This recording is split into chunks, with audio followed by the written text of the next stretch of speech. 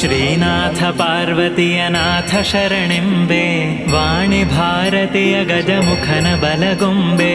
ನಾನು ಬಲ್ಲಷ್ಟು ಪೇಳುವೆನು ಈ ಕಥೆಯ, ಶ್ರೀನಾಥ ಗಜರಾಜಗೊಲಿದ ಸಂಗತಿಯ. ನಾರಾಯಣ ಕೃಷ್ಣ.